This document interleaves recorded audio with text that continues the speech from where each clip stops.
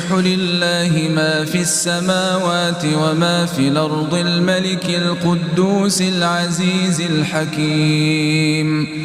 هو الذي بعث في الأميين رسولا منهم يتلو عليهم آياته ويزكيهم ويعلمهم الكتاب والحكمة وإن كانوا من قبل لفي ضلال مبين. وآخرين منهم لما يلحقوا بهم وهو العزيز الحكيم. ذلك فضل الله يؤتيه من يشاء والله ذو الفضل العظيم. مثل